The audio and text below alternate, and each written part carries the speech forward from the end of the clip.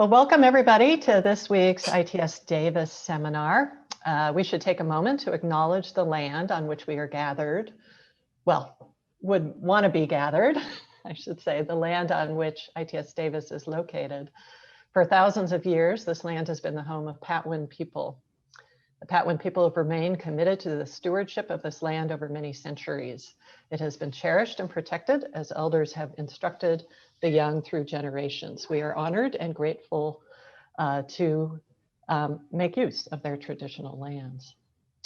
I am delighted to introduce today's ITS speaker, Dr. Jennifer Roberts, who is an assistant professor of kinesiology at the University of Maryland. I had the pleasure of meeting Dr. Roberts at a Transportation Research Board conference on health and active travel, otherwise known as CHAT, last December, back before the world changed quite radically. So active travel has brought together the transportation community with the public health community, as it is something that both disciplines see as really important to their missions. And it's been a very interesting sort of discussion and collaboration over going on a couple of decades now. But a lot of the focus has been on physical changes to the built environment that would make biking and walking safer and more attractive and getting more people out there. It's been more recently that we've come to recognize that physical changes to the environment aren't enough, and that for many segments of our population, there are other reasons to not feel safe and comfortable using our streets as bicyclists and pedestrians. So Dr. Roberts is doing some really interesting and important work around issues of justice, mobility justice, and the use of our streets. So please join me in welcoming Dr. Roberts, and we'll turn it over to her. Thank you. Thank you very much. I'll go right ahead and share my screen. Let me see. Can you all see that? I am seeing a big white space. Yeah. Okay. Okay. Great. Let me try this again. Because we tested it and okay, now I see it. Now you see that, correct? Perfect. Great. So good afternoon, everyone. I'm really thrilled to be speaking with all of you and following up on the series of speakers that you've already heard from. I want to specifically thank Professor Susan Handy and the Institute of Transportation Studies, as well as the Pacific Southwest Region University Transportation Center for their sponsorship.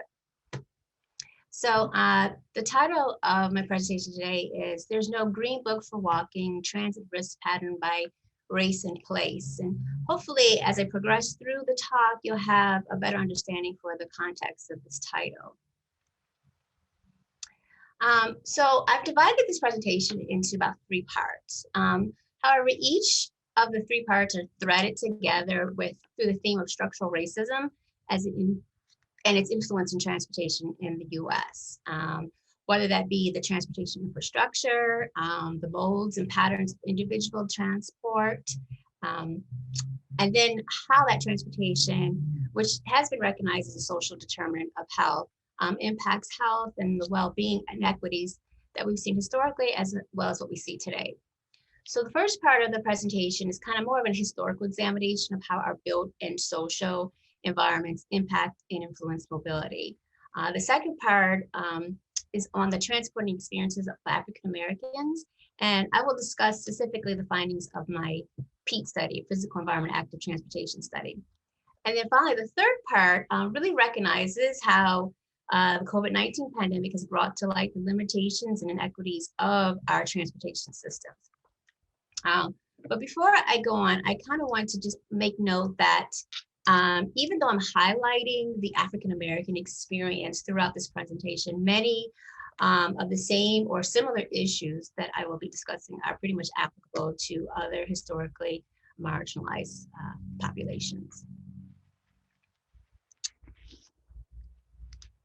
So again, the first part is more of a story of history that I want to share with you, which I hope will give you enough context to the discussion that we'll have later on in the presentation. So kind of going back in history, the period right after the Civil War was pretty much called the Reconstruction period. Despite the end of slavery that we had in this country and the declaration of African Americans as US citizens and their right to vote, the Reconstruction period was pretty much sabotaged. African Americans were still systematically impoverished, disenfranchised, marginalized from mainstream American society. And that was done through Black codes as well as the sharecropping system. The Black codes were pretty much just restrictive laws that were designed to limit African American freedom and pretty much ensure that they were still available for cheap labor. And then the sharecropping coupled with that just ultimately just kept freed slaves in a permanent like poverty system. Also during this time and even beyond this time, white supremacy was just running rampant and a reign of terror was maintained by groups like the Ku Klux Klan, which was also supported by state governments in the South. So between like 1882 all the way to 1968, there were over 3,400 lynchings of African Americans. As a result of these poor economic conditions and pretty much the terror that African Americans were experiencing in the Jim Crow South, many fled the South. So you can see there's what's called the Great Migration. This kind of happened in two waves. The first between 1950 and 1940, and the second 1940 to 1970. But between both of those, over 6 million African Americans actually left the South, went north, went west. And as you can see from this figure right here, you can see the share that went to various cities throughout. So for example, like if you look at Gary, Indiana, you could see that in 1940, the African-American population was about 18%, but only in 1910, it was only about 2%. So that was just a jump of like 16 percentage points. And that showed the largest jump actually in the first migration. And I think in the second migration, the largest was Trenton, New Jersey. But you can see these large increases. So the motivation to migrate really was to leave the impoverished conditions for, better, hopefully to get a better opportunity to make more money. And then also the racist and dehumanizing conditions of the South. So many actually traveled by train, which is just interesting. I actually saw kind of a portion of a documentary that talked about the African-American porters in this country about a week or so ago. But many traveled by train, and the porters, the African-American porters who worked on these trains, they helped spread the information. They would bring newspapers back to the South. Like popular ones at that time were the Chicago Defender, the Pittsburgh Courier, and they would bring these newspapers back to families in the South saying, look, there's just job opportunities, there's other opportunities you can get out of this Jim Crow kind of environment. And so the porters were very instrumental in bringing those back and bringing back other stories of the life up north. This also flourished a lot of the movement of the entertainment that we saw, moving through the Chicago areas and in the Harlem Renaissance. But then in addition to the train, some other migrants traveled by boat or bus, and a smaller number traveled by automobiles or even horse-drawn carriages. So by the mid-20th century, automobile travel exploded in the United States, and also more and more Americans were just able to afford cars. But still, with the Jim Crow South looming in much of the country, there was this book that came out, the Negro Motorist Green Book. And pretty much it was a guide that doubled as a warning. As you can see in the cover of the book, it says, carry your green book with you, you may need it. Basically, that was its way of saying, in case you're going down south, or even some cities, which I'll talk about up north, you might want to have this. And this was started or published by Victor Hugo Green, who was he was just a postal worker in Harlem, New York. And he recognized the need to have this guide, especially for the migrant Northerners who came up north and were traveling back south to visit family. So this guide, it offered a roadmap, to navigate the country roads, showing where they could eat, where they could get lodging, and where they could just go without the concerns of experiencing racism and humiliation. And so the Green Book was particularly helpful to avoiding sundown towns. And these sundown towns pretty much were municipalities throughout the country where African Americans and pretty much all communities of color had to be out by dark. They were scattered throughout the country, and ironically, there was actually very few down south. And so through intimidation and violence, folks were forced out. And so these were, the Green Book was helpful so people to know where the sundown towns were and how to make sure they were not in those towns when when sunset came. And so again, the early 20th century, you had this strict limited immigration into the US, which brought about a shortage of labor in many of the industrial manufacturing centers in the Northeast, as well as the Midwest. Same time, World War I broke out, and these industrialized urban areas in the North, Midwest, as well as the West, they saw the shortage of laborers. So this, again, these cities became very common destinations for African Americans who were migrating through these the Great Migrations. And so you saw a large proliferation in cities like Detroit, where you had, Henry Ford, he had advertisements that, again, were in the newspapers that, again, the porters would take down south, saying, okay, you could earn $5 a day working on the assembly line. And this was, really enticing to a lot of folks. And so while the economic conditions were promising, unfortunately, the social relations were not what many African Americans had hoped for. African American migrants were blamed for many of the northern race problems. They were even blamed, that I actually talk about in another manuscript I wrote, for the 1918 pandemic, which is very interesting, some of the parallels we see from that pandemic and today. But they were blamed for that. They were also, for people who actually tried to encourage, folks to migrate up north, they were actually penalized. And so it was like this kind of tension where they were saying, we don't want any more of these African Americans moving up north. But by the time it was all over in the 1970s, about 47% of African Americans were living in the North and the West, which was a complete jump from close to about 2% before the migration. So basically, this large group of rural people had become urban. A large portion, unfortunately, lived in cramped, dilapidated, impoverished conditions, and segregated conditions that had less access to sanitation and urban problems. The working conditions were very arduous and even sometimes dangerous. Even though the segregation was not legalized in the North as it was in the South, the racism, prejudice were nonetheless, widespread. All of this really came to a culmination with what's called the Red Summer of 1919. With the growing tensions surrounding the migration and the financial insecurity, pretty much a whole slew of riots came about in the US during that summer. So this whole ideal, with these next few slides, I'm going to focus on US urbanization and how that's related to residential patterns and ultimately our transit systems and infrastructure. Residential or racial segregation by jurisdiction has really had its historical roots in kind of two population flows. So first, as the Great Migration that I just talked about, and the second is the relocation of white residents from central cities to suburban rings.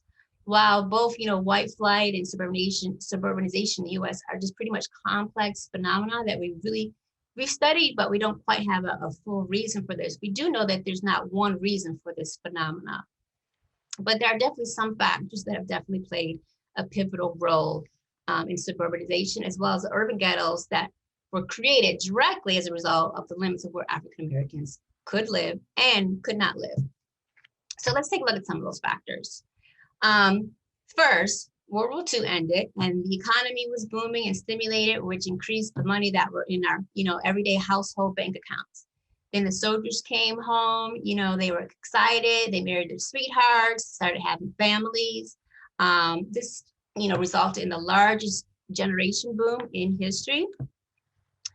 But then also a lot of these soldiers had, GI Bills, but some, and I say some, which, I'll explain what I mean by that in the next slide, were allowed to use these bills for, education, attainment, but most importantly for buying houses for these new brides and families that they have now. A lot of these homes were in the suburbs, and subsequently suburbanization boomed in the 1950s. So with all this money burning in their pockets, you had an increase in consumerism for buying other things, particularly for buying automobiles, because now you're living in the suburbs. And so pretty much, we got the family, we got the house, we got the car, but we still need more efficient ways to get back and forth to the city center, which is where still many of the jobs were located. So the highways came. But before I get to that, I want to say, go back to the GI Bill, because for many veterans of color, this was like an illusion. The Veteran Administration, it established under the GI Bill, adopted the Federal Housing Administration racial exclusion programs that began to insure mortgages for returning veterans. And so you had big developments like Levittown, or even Daly City, which is not that far from you guys near San Francisco. They were built after World War II and were financed by the VA with these racial restrictions. So I'm going to show you just a quick clip to give you an example of how this occurred. And I said to him, we're interested in buying the house. He looked at me, paused for a while, and he looked at me and he said, listen, it's not me, but the owners of this establishment has not at this time decided to sell to Negroes. We were living at my wife's mother's in the Bronx. We were looking for a place of our own. At the time, I saw an ad for homes in Levittown. Levittown, suburbia Levittown. It was financed to provide housing for veterans in World War II. But African Americans could not live in Levittown. By law, there was a restriction. The 17,000 houses that Levitt built were not only affordable, but also inaccessible to minorities. And so Levittown was basically an all-white community that was controlled by whoever is selling the property. It was formed that way as a protection against having desegregation. And it was, you have to remember that this all was occurring in the 50s, right after Brown versus Board of Education. So there was no interest in having that community desegregated. You know, you would have incidents of race, which I had in my youth, but you never would expect that, not in New York. In fact, while I was in the service, we used to tease fellas from the South, the kind of stuff that you have to put up with in Mississippi and South Carolina and so forth. We don't have to put up with that in New York. That ain't gonna happen, but it did. How are you feeling in that moment when the salesman, you know, he hesitates and finally tells you that they're not selling to Negroes? Devastated. Devastated. It shaped who I am to this day. So I just kind of wanted to give you an example of that experience of someone like Eugene Burnett, who actually experienced that segregation, or excuse me, that discrimination in terms of trying to use the GI Bill to purchase a house in Levittown. But this slide, I found, you know, I really want to also kind of just emphasize the automania that was going on during this period. I mean, we started to become a household where there was actually maybe multiple cars per household, two car households, one for the husband who worked outside the home and one for the mom who was inside the home. In 1940, about 60% of Americans owned a car, but then by the 60s, that was like 80%. And even today, it's like close to like 95%. So ultimately, this, you know, just transformed our country.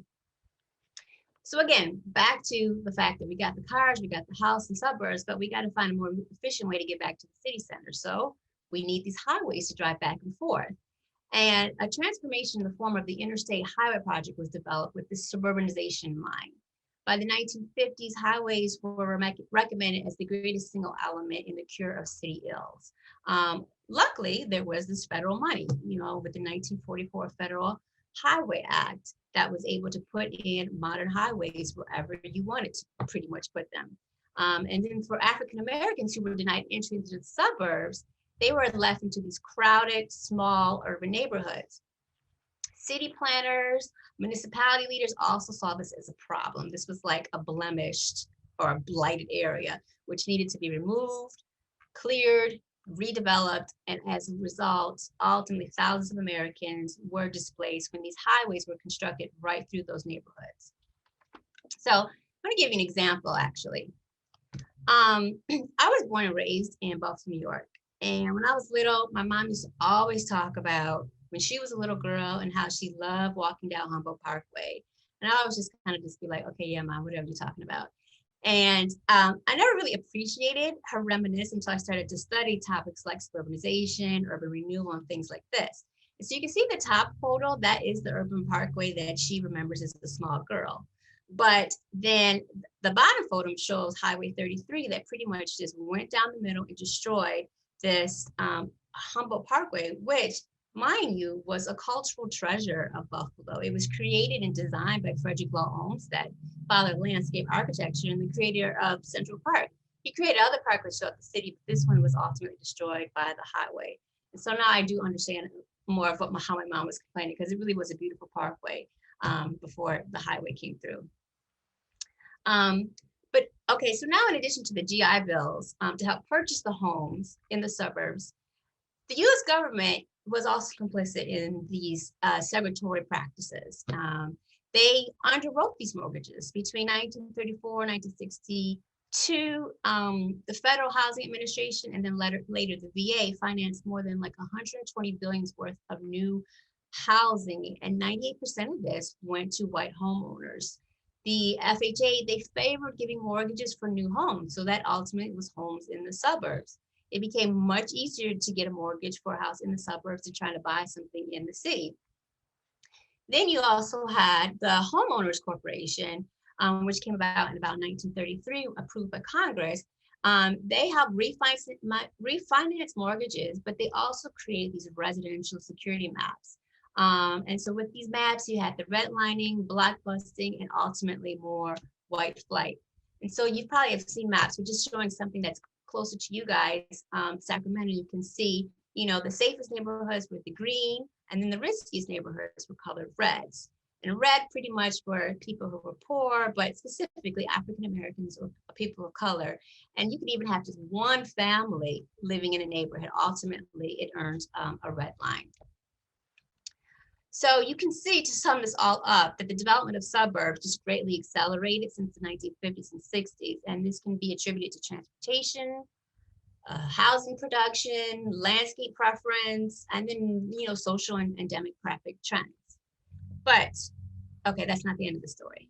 So you have this idea of gentrification. Well, not this idea, but this phenomenon of gentrification. More specifically, transit-induced gentrification that has also contributed to development of sprawling suburbs. So this happens when the provision of transit service in associated areas development changed by kind of upscaling a neighborhood. As a result, could be residential displacement, business displacement, or even, what I call like cultural displacement, just kind of change of the neighborhood's identity. These also have been associated with health consequences.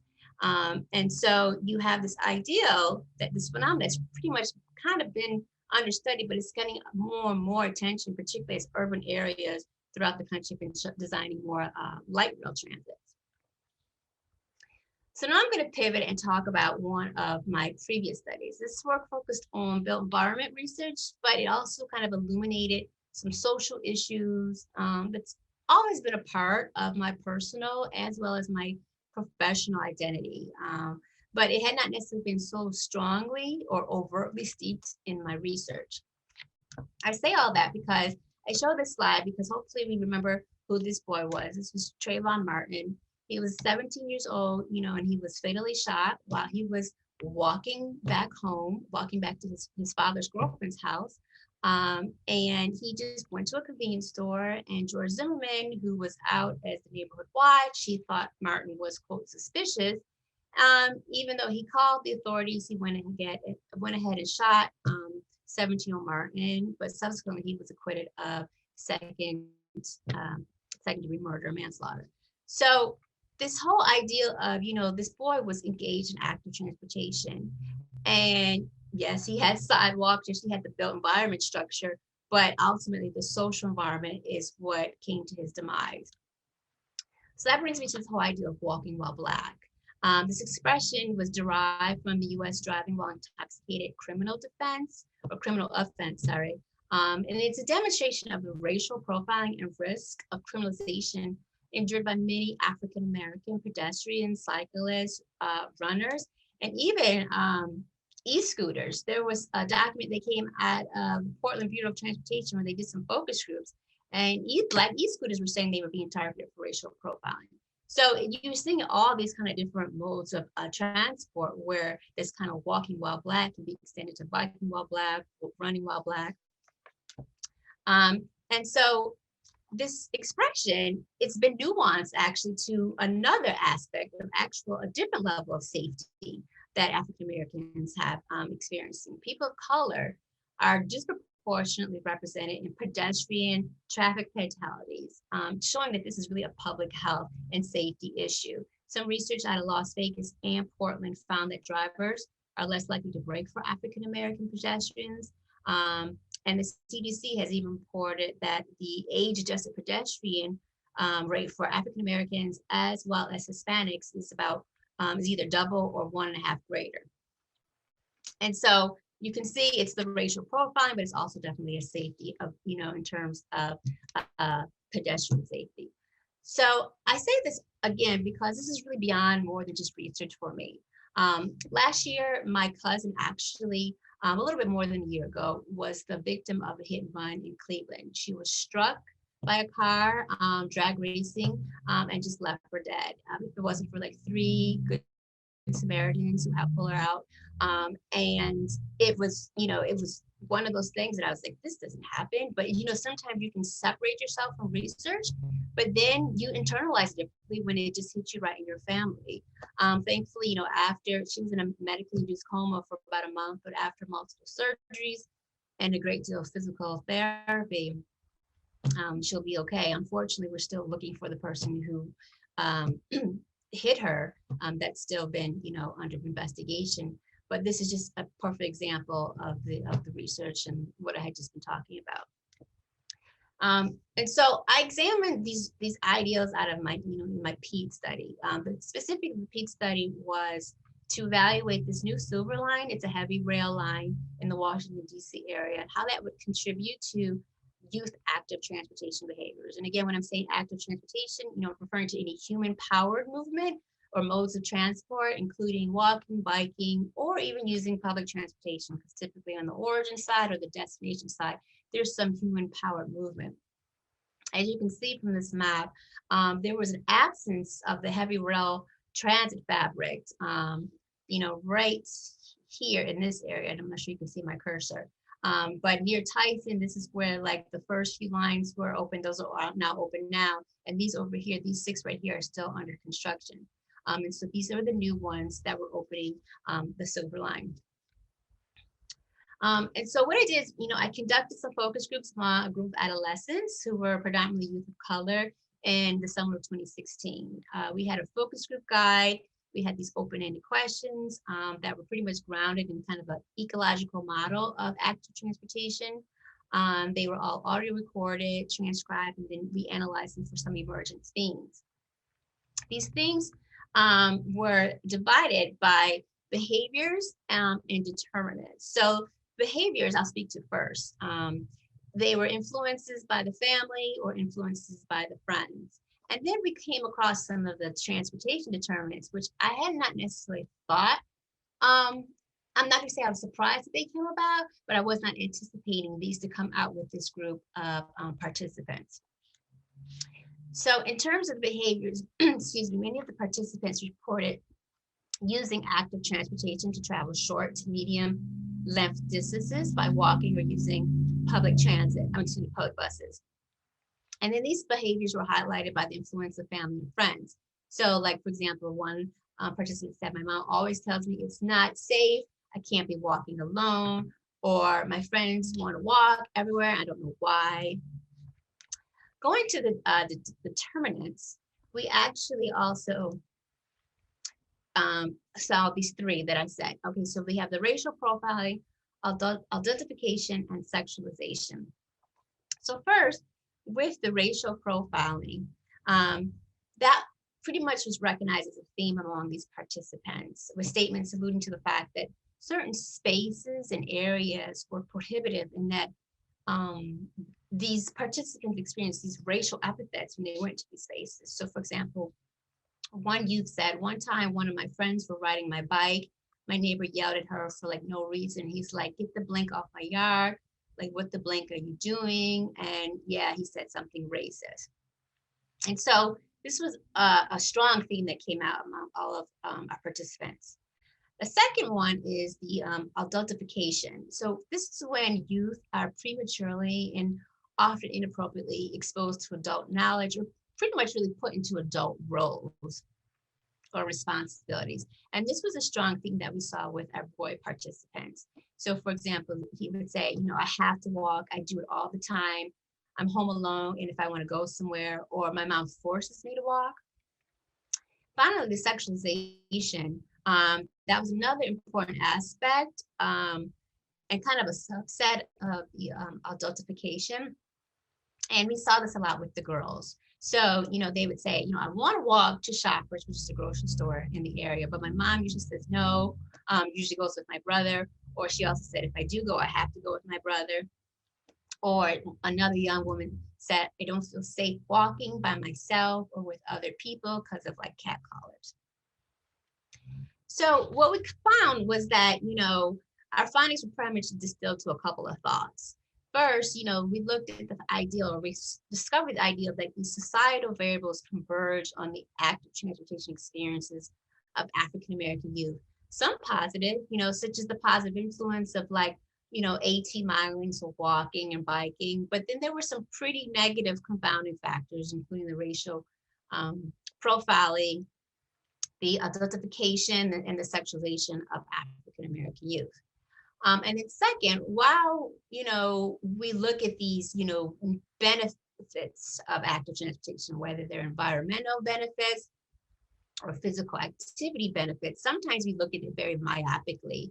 And it's important to understand that there's really an inherent level of privilege with active transportation engagement for certain groups of people. You know, not everyone can feel safe going into the same kind of spaces that others may feel safe, or some people may take for granted going into those spaces. And so along the border of this slide, all of these African-American males as young as, you know, 17 years old were all killed by police or individuals who were acting in such an authoritative position while they were engaged in the various forms of active transportation. And then most recently, Ahmaud Arbery, even though he wasn't engaged in active transportation, he was engaged in a leisure or recreational. We saw that while he was just running, he was actually, you know, killed while he was running in Georgia.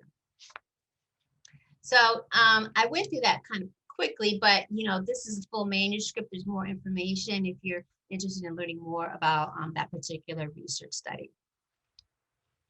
So the last final section that I kind of want to talk about, you know, it's almost like I couldn't give a talk without talking about COVID, because I feel like my research has been COVIDized and your research probably has been COVIDized. Everything is just like COVID.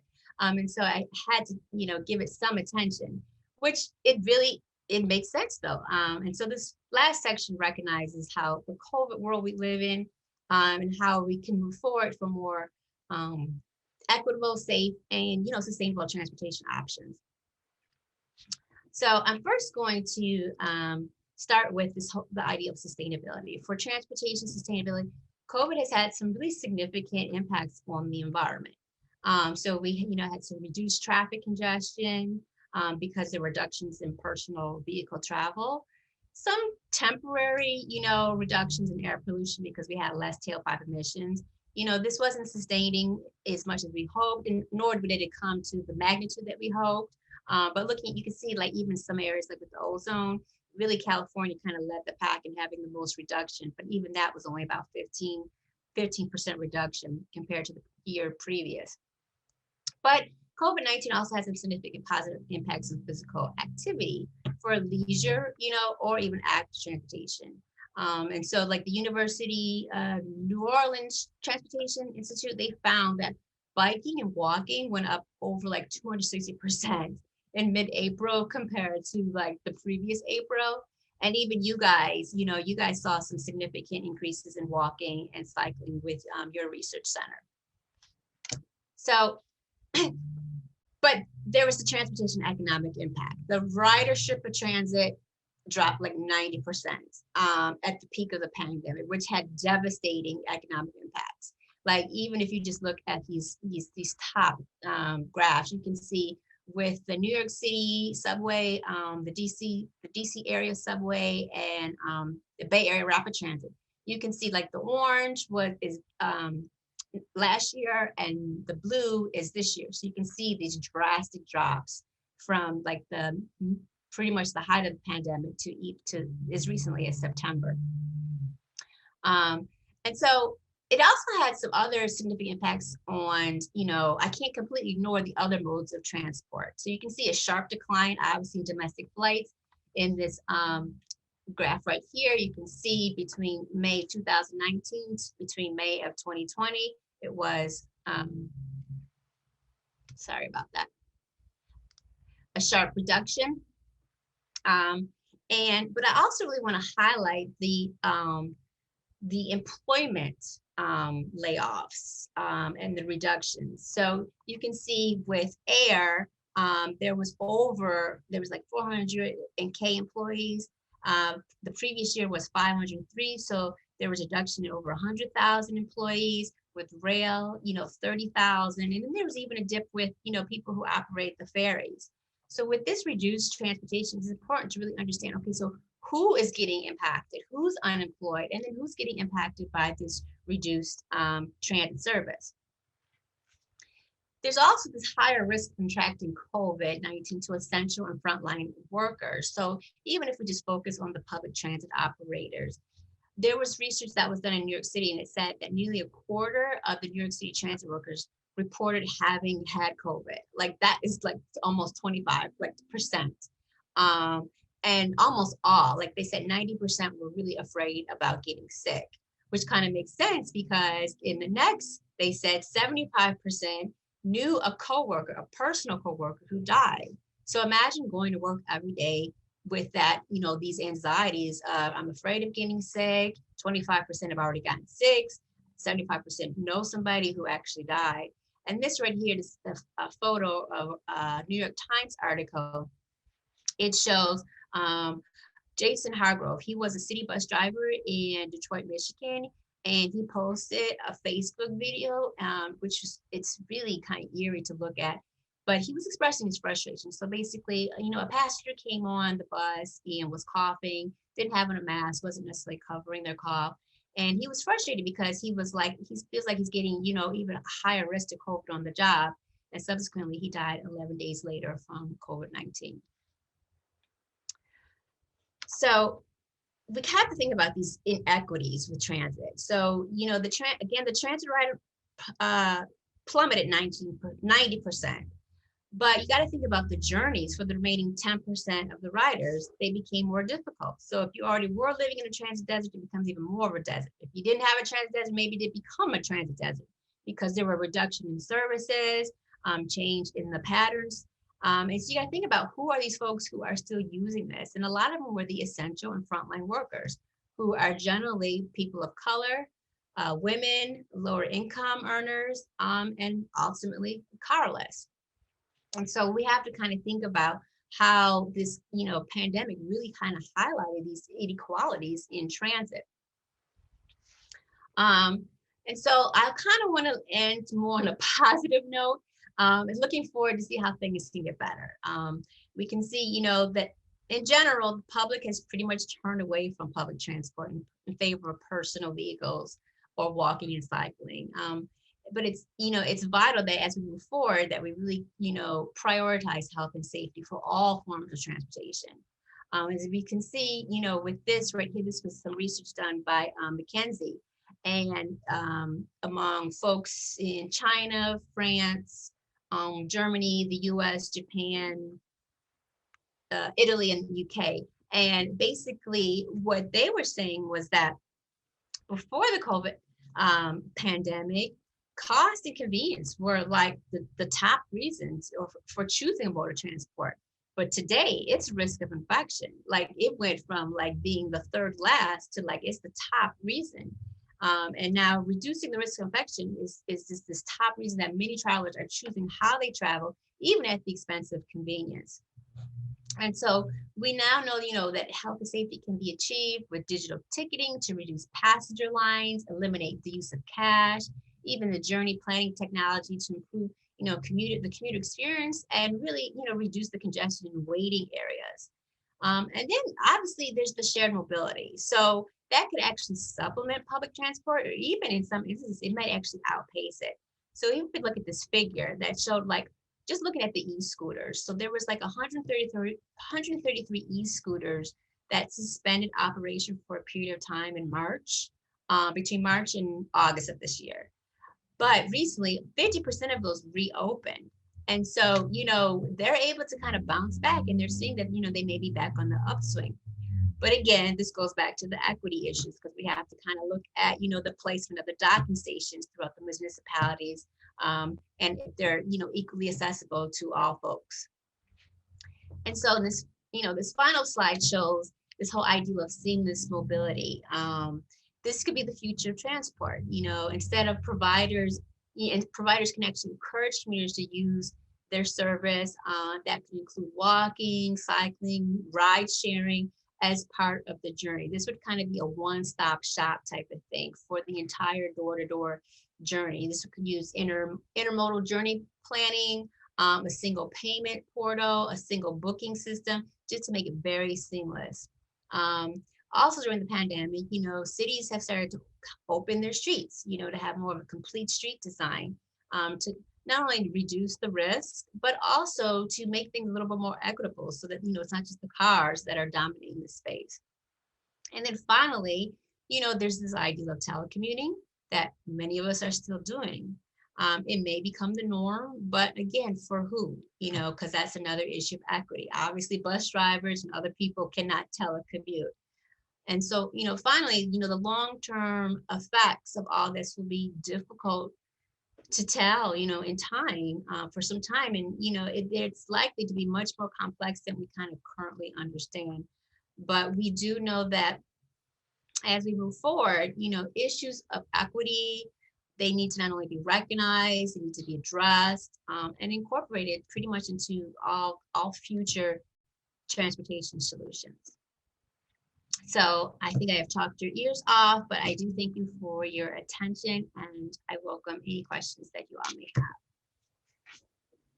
Thank you, Jennifer. That was fabulous. You've given us so much to think about. I really appreciate the history you provided of the racist history in this country that helps to explain a lot of our current challenges. I think that's so important to understanding where we are today. Right. And other things I appreciated, sharing your personal stories, which really bring this home. Thinking about youth, which is a category of people we don't often focus on in transportation research. Right. And then also thinking about not just how well is transportation serving everybody, but what about the transportation workforce and equity issues there? So much to think about. So please chat some questions, and we'll sort of take those in order, or raise your hand or chat that you've got a question, and you can unmute and ask away.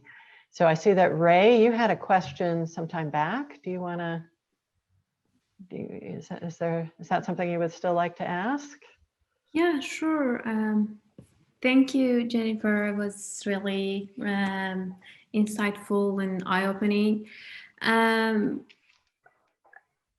was wondering, because of out of those expansions, highway expansions through the neighborhoods, like you were mentioning and describing your mother's experience,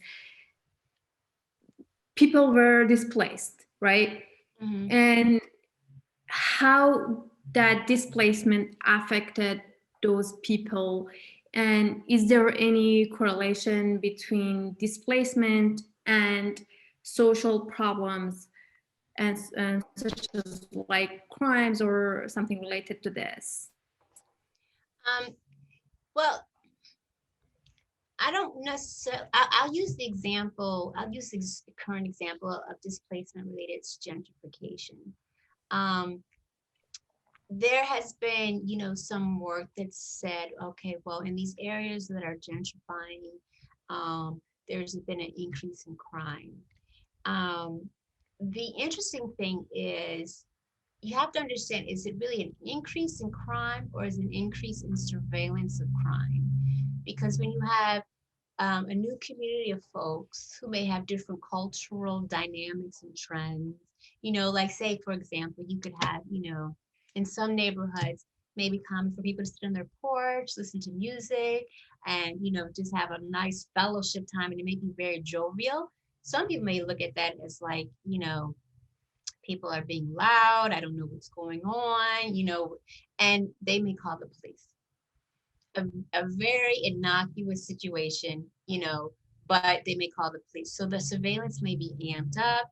And then obviously the people who are just having, you know, a party or whatever on their, you know, on their porch may get aggravated. And that may, you know, amp up some tensions that may or may not, you know, lead to an arrest, or maybe not. But I'm just saying that there may be this heightened level of surveillance, which makes it look like that there's a heightened level of crime, and there may not necessarily be a heightened level of crime.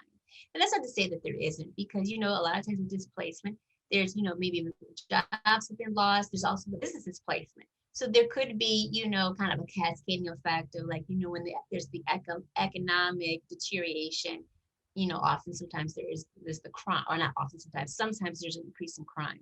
But I think we need to always recognize that, is it really crime increasing, or is it an increase in surveillance of crime? And then who are the quote unquote criminals? That's the other thing that also has to be taken into account. Great, thank you. Sure. Yeah.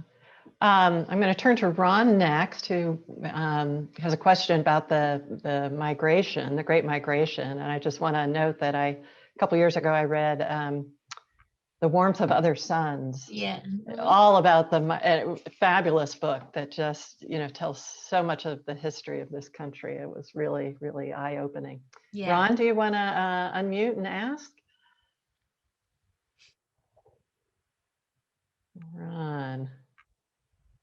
All right. Well, his question in chat was about the financing of that northward movement, you know, purchasing train tickets, for example, and, you know, how did families come up with the resources to be able to make that move? You know, that's actually a really good question. I would guess, as you know, as my grandmother used to say, you know, rob Peter to pay Paul. It was probably a lot of, you know, people pulling in their pennies in together. And particularly, you know, a lot of times, you know, in African American families, which goes all the way back to even like customs in Africa, you know, a lot of the community, the whole group will pull all their resources together to help that one person, or that one, like maybe youth go to college, you know, or go and get training, and maybe, you know, that's the resources to help them get travel, and so that they can go on and get the education. And so I would imagine a lot of those same cultural customs went into account, where they said, okay, these, you know, this group of family, they're going to go. And a lot of times it was a staggered move. You know, maybe the father would go first, get, you know, set up shop, and then, you know, additional family members would come. But I definitely would guess, you know, I don't have, you know, documentation of this, but from other situations, I can extrapolate the fact that I would think that it was a pooling of resources from other extended family members who say, you know, I'm not leaving. Could be even a grandfather said, you know, I'm much too old to go, you know, do that migration, but here's, you know, here's $1, or here's whatever you need to help pool in the resources to help fund the migration. Yeah, so that the social capital being very important to the financial capital. Exactly, yeah. Exactly. Sequoia, do you want to chime in? Sequoia, sure. I know you want to talk. sorry, I'll turn on my video. Yeah, thanks very much for talking with us today. I really have appreciated a lot of the talks that ITS is bringing in these days, and I really appreciate your perspective, especially as a public health professional. I keep finding that folks that are really engaged in public health and kind of intersecting it with transportation get it on a really profoundly deep level and are able to bring like really awesome nuance to it. And so, and I definitely feel that from you. And so thank you for educating us today. But yeah, so I'm also engaged in some research around kind of allyship in transportation, kind of on our side as researchers, as professionals, and thinking about how to do the deep work of transformation around equity. And a lot of us don't necessarily share lived experiences with the people that we're maybe hoping or trying to serve. And so I was just curious, like, if you might be able to offer some tidbits, things to nosh on, thoughts, words of wisdom around effective allyship and, you know, really fairly doing this work as we move forward, as equity work as we move forward. Yeah, Sequoia, thank you very much for your kind words and your question. I think in terms of doing this type of work, you know, I kind of think about the fact that, you know, whenever you're doing work in the communities, you almost want to not come in as that researcher, but almost let them lead the way and find out what it is that they want, what it is they need. And sometimes cultivating that relationship may take months. It may take even longer than months. You may not get to this whole idea of like a research question or an aim that you're looking at until you cultivated, you know, that relationship and gain that trust. And even then, you still kind of want to have the community kind of lead, figure out what their needs are, what their wants are. And from there, you can develop kind of an ideal of, okay, maybe if it's similar to something that you have thought about in terms of research needs, but maybe you may be enlightened by the fact that, oh, actually, this is something that is actually much more important to what they need. And so I think making sure that once you've cultivated that relationship, you don't abandon it too, you know. So even after maybe there is a research project that's done, you continue for the long haul and don't just kind of abandon, like, okay, I'm in, I got it, you know, papers published by. And because I think a lot of communities are now, you know, aware of that, and they see how, you know, researchers have come in, exploited the situation, and then they abandon them after, you know, the research has been done. So I think if you kind of just respect the relationship and respect it as you would any other relationship, you would be able to, you know, promote that allyship and do some good work. So not to put you on the spot, but are you continuing your work with the community around the Silver Line project? Yeah, you know, it's interesting you asked that. I have been definitely. Now it's funny because sometimes you're kind of, I won't say pushed out, but so the Silver Line project was interesting because it took me about a good year to even get to actually going in to do some of the work. And you may think, okay, it's only like 30 minutes away from where I am, and the whole DMV area is just so like closely connected.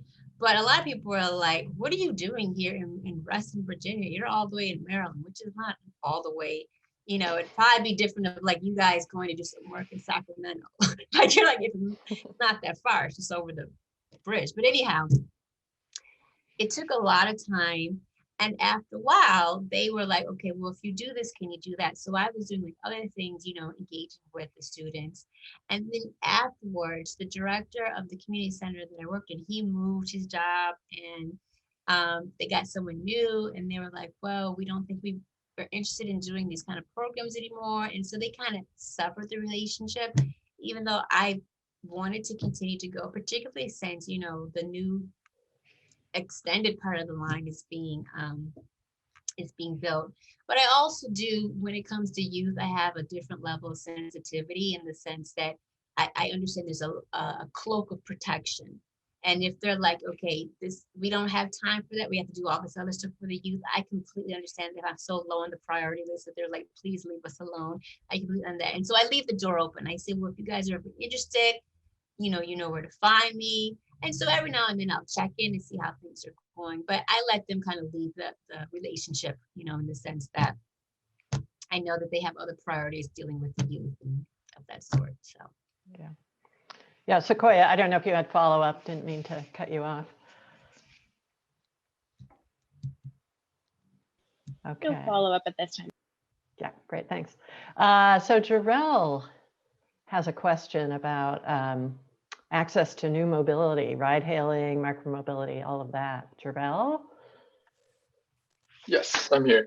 So yeah, thank you so much for your presentation. I just wanted to get some of your thoughts on how do you provide access, or how would you address issues in regards to people who don't have access to a smartphone or a data plan or ties to like a banking institution for new mobility services such as like Uber or Lyft or like e-scooter or bike shares?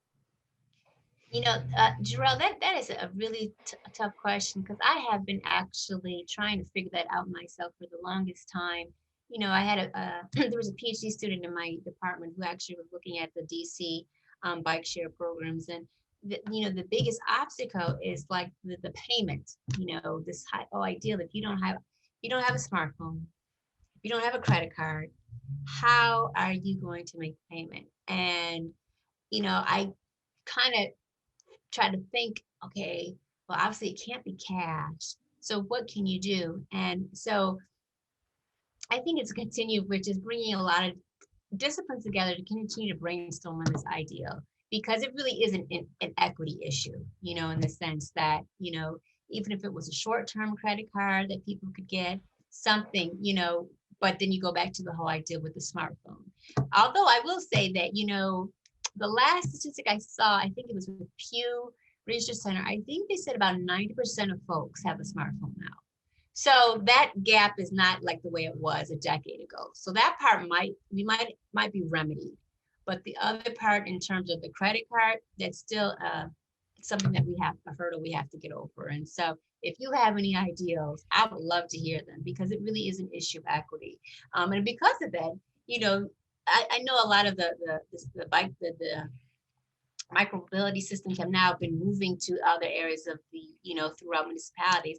But because of that, some were placed strategically in certain areas where they knew people would probably more likely have credit cards, versus in some of the areas which, were more impoverished, where they probably were like, well, they're not going to have the ability to use it, which, stacks another whole level of inequity. So if you have any ideas, I would love to hear any, or if anyone has any ideas. I'm curious if the kids you studied are using new mobility at all, or, I don't know if there's services available in that area, but. Yeah, well, I will say this kind of on a little side note. So my husband does some work. I won't say exactly where, because I don't want to out the kids, but throughout the DC area. And a lot of the kids were able to access some of these shared bikes. And obviously the kids, they were like 11, like little, obviously they didn't have a credit card. So they're savvy in how they were able to like get over some kind of access to be able to use the bikes. But in terms of the kids that I was studying, I'm not sure if they were able to, to use them as well. And then it goes to the other thing, like if you're a kid, you don't have a credit card, you may have a smartphone, but you don't have a credit card unless you have one maybe linked to your parents. Yeah. Brian Abenat, who is a graduate of our TTP program and works for City of Davis. Brian, do you want to ask your question?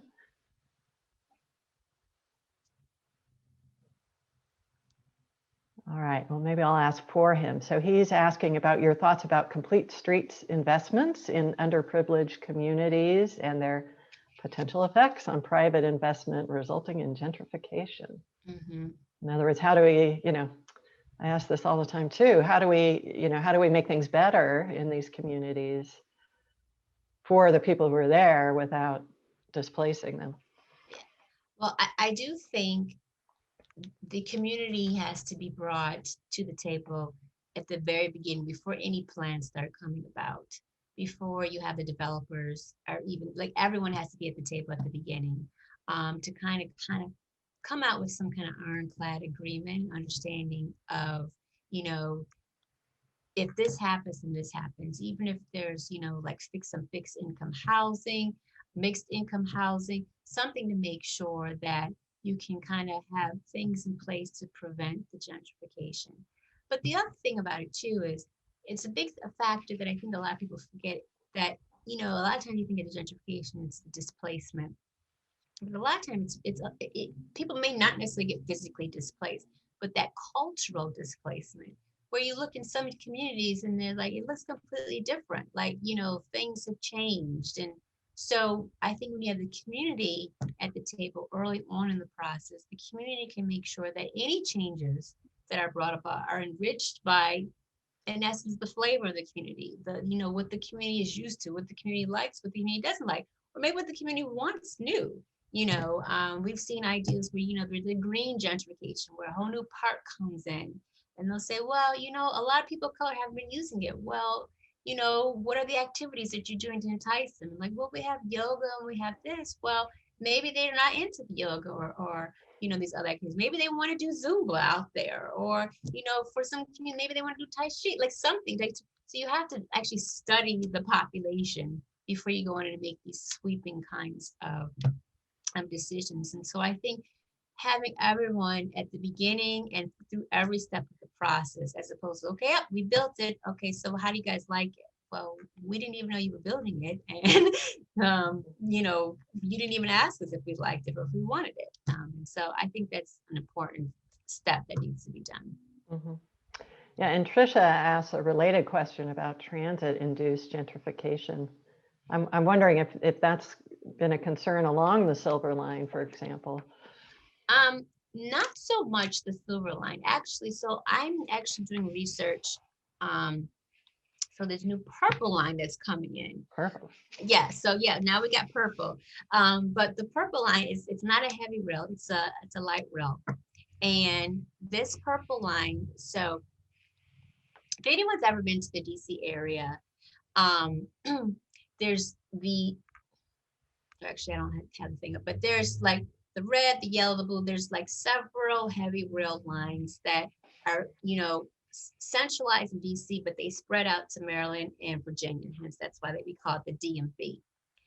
Now, the red line is the oldest heavy rail line. Like it opened in like 1976 with like 4 little stops. Like if you ever look up some pictures, it's really cute. They had like a little parade. They were so happy. They had 4 little stops, and one of them was like Farragut North, like downtown DC. And so that's the oldest line. And that's the line that kind of stretches out to more of the other colored lines. But in essence, it makes like one big U. So think of just like one U.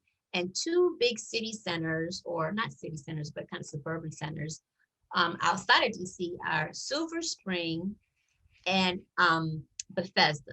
Okay, they're both in Maryland, but there's always been an issue of trying to get from Silver Spring to Bethesda. If you wanted to get there, you can get there on the red line, but you have to go all the way down the U. So that is it's expensive, okay, because the metro has gotten more expensive, and it's long. It's like this would be 45 minutes, and so you go all the way into the district and then come back up. And so this new light rail Purple Line, which there was a whole contention of whether or not it should call it a color line, because they didn't want people to get confused that it was going to be heavy rail, and also it's not part of the metro. It's funded by, you know, the Maryland Department. It's something different, but finally they conceded and said we'll call it the Purple Line.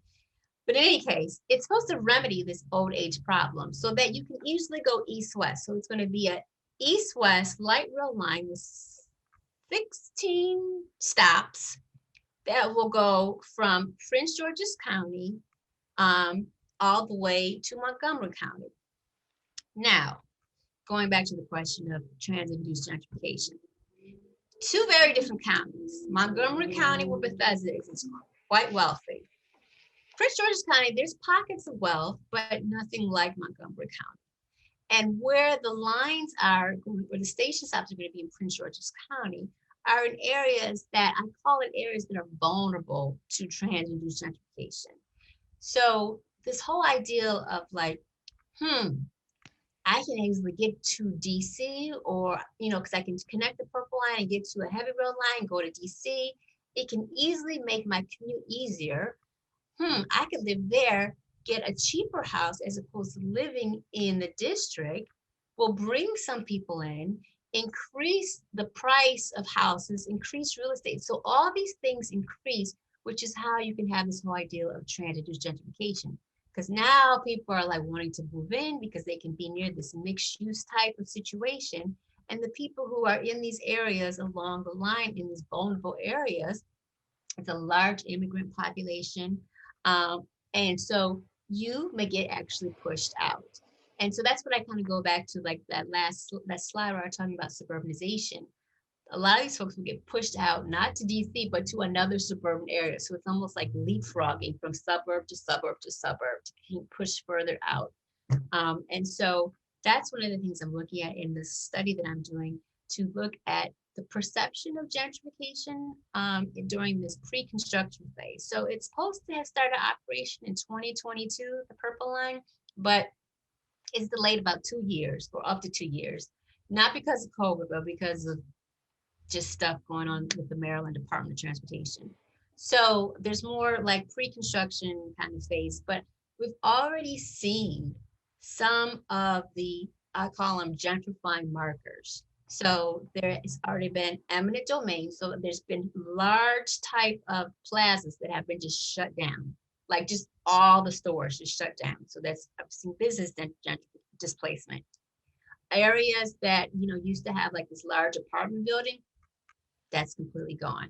So we're seeing the change even in this pre-construction phase. And that's what I'm trying to study to see, because a lot of times people study gentrification after it's already happened. So where did everybody go? What happened? So it's usually after the fact, but I'm trying to look at it along while it's occurring during the actual construction period. Yeah, that's great. Such an interesting opportunity. Going back to your PEACH study, Jesus Barajas, who's our newest faculty member at Davis in transportation, has a question for you. Assume you're out there, Jesus. You want to ask? Unmute. I guess. He said he can't turn on his camera or his mic. Oh, okay. That's yeah, okay. so, I see the question. Okay, great. In terms of internalized dangers from police violence as a barrier to walking. So I don't recall them necessarily, a lot of the participants didn't necessarily recall saying they had internalized fears from the police, but they spoke of their older brothers a lot, mostly older brothers where this situation did happen. So I would imagine that if you're seeing your older brother experience that, you're probably going to internalize that fear because you're the younger version of your but it was boys, the younger version of your brother. But a lot of it had to do with just people in general. And they would even specifically say, white people in general. And so I think there was just an internalized fear, or just an internalized, I have to be on guard when I'm engaged in walking in certain spaces. And, it's unfortunate because these kids were so young to already have that internalization of like they couldn't freely just walk down the street. And I say this because, when I started the study, I really went in very myopically. I really, I had my little focus group guide, and I was like, okay, I'm going to talk about sidewalks and talk about adequate lighting. It was very focused on the built environment structures. And then when the kids just went left and started talking about the social environment, it almost just like hit me in the head, like, okay, you know about this, you experienced this yourself. This is a lived experience of you. Why are you just so focused on the built environment? And so it just made me think again, like, wow, like this is something. It's not just about, okay, if I have sidewalks of adequate lighting, or if, there's a great new transit infrastructure. If the social environment is not conducive or safe, or if I don't even perceive it as safe, I'm not going to want to engage in that type of transport. So. Yeah, I'd be interested in hearing a little more about the experience of the girls in particular. Yeah, so the girls talked a lot about, it's okay, the girls, they talked first, they were like, well, we don't like to do it, like a lot of it was weather related. That was a big barrier for them. They didn't like when it was weather.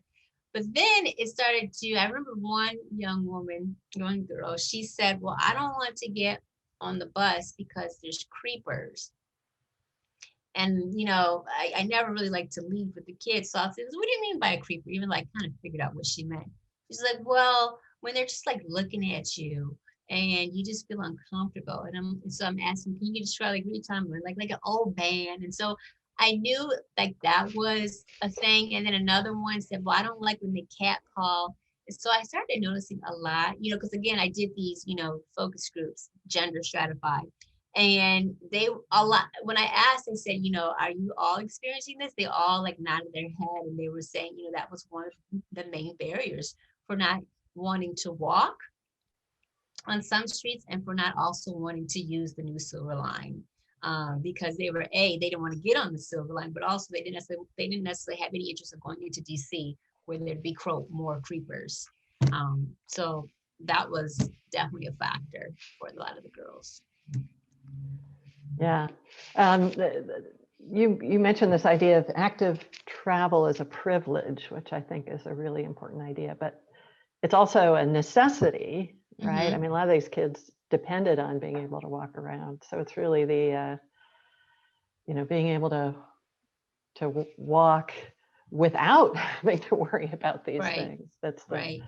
And we've seen it even more being a necessity now because, like more people are like, well, I don't necessarily want to get on the public bus right now, even though I know a lot of this is like here we've tried, you have, I think they still have rear entry and exit, and obviously people have to wear masks, but you can't necessarily control the 6 feet aspect on the bus because if all of a sudden more people get on, you're like, okay, should I get up at the stop because now it's crowded? So you don't really have that control. And so I can see why people feel like, okay, if I can walk, and then I'll walk. But at the same time, if you're also constantly thinking like, okay, well, what neighborhoods do I have to go through to walk? Or what street? And then also this is not even just a racialized aspect. It could be a very much gender. Like, like me as a woman, if I'm walking starts to get dark, and I'm sure some men probably also think about this too, but I think women, we think about it a little bit differently. I'm like, it's starting to get dark, or if I know by the time I get there, it's going to be sunset, like, I don't know if I'm going to walk. But, with this COVID, it's kind of like truncated our options in the sense that you're like, if you don't have a personal vehicle, you don't want to get on a public bus or a public train, you think, okay, well, maybe I'll stay home. If I do have the option, stay home. So it's a lot of things, you have to kind of think about how things have changed in the whole landscape of transportation. Yeah. Thanks. So I have to apologize for some folks who asked questions and then did not speak up. It's because you were not given the power to speak up. So my apologies for that. But Jesus, I think you're now able to speak. I don't know if you want to follow up. I just wanted to, I appreciate the comments and the perspective on that. I've done a little bit of work looking at policing and cycling and kind of barriers around that, but in adults only. So I appreciate the perspective of the youth voice in there. Yeah, and I saw, I looked at your profile and I saw you were doing some of that work. So that's really very interesting. So we're almost out of time, but Larissa had a question about our California Proposition 22, which is the one about the Uber and Lyft drivers being treated as employees or not. And it passed, which means Uber and Lyft do not have to treat them as employees. So Larissa, do you want to ask your question? She's wondering what you think about this, I think from the... Yeah, I really would like to know your thoughts about it because I think this especially causes a lot more inequities to those that are driving. And so I just kind of like your thoughts on like how that might potentially impact them. Okay, so as I understand the Prop 22, what was passed, the drivers are not going to have the employee protections. They're going to be treated as contractors. Right. Oh, okay. I think that definitely can be extended to many situations where workers, they try to push them to be part-time workers, so that they don't have the same protections as full-time. And I think, it definitely is an equity issue. The solution for this, I'm not sure. I would like to understand, like, maybe why Uber, or why, what is it? What's the, I guess, the shortcomings for treating these folks as full employees? Like, I'm not sure what the motivation is. Like, I know probably the cheaper, maybe the insurance that you have to pay for in terms of having this employees. But I think it's kind of having a loaded situation, and particularly since even in COVID, we've seen, a lot of these folks getting, they've been at risk in terms of, who they're letting in their car. I know some, it's interesting because I was actually on a road trip to go visit my mom, and we got in an accident. We were sideswiped by this truck. And so I had to get a rental car, but I was in a really remote area in Pennsylvania. And in order to get to the rental, I had to take a lift. And this was like July, and I did not want to, but I did appreciate the fact that it was very much cleaned down. There was like the barrier. He had on a mask. We all had a mask. But I was still thinking about the vulnerabilities of him as a worker. Like, I'm thinking about myself. Like, I don't want to get exposed, but I'm thinking like he constantly has people coming in, and to not have, the protection of his employees, which is similar to a lot of the issues that other essential and frontline workers have had. They have not had the appropriate PPE, they've not personal protective equipment, they haven't had the appropriate, protections, or even just the ability to go get testing. And so I think that definitely, like you're pointing out to the risk, is definitely an issue with equity. When you have, employees, you don't have the full protection of being an employee, but they're having kind of an increased level of vulnerabilities to do their job. Yes. Well, with that, I think we're out of time. So I like to have the students unmute and give you a nice verbal thank you. So everyone want to unmute? And thank you. Thank Thank you. you. Thank you. Thank you. Thank you. This was really, I had a really great time with you guys, and I had a really great discussion. So thank you again for inviting me. Yeah, thank you so much. And we'll get you out to Davis. I think everybody on the schedule this quarter, in a couple of years, we're going to bring you all out physically for another talk. Yeah, that would be awesome. I would love to come out. That's great. All right, everybody take care, and we'll see you again next Friday. Take and whoever's care. recording. Okay. All right. Thanks again, Thank Susan. you. Yeah. Bye-bye.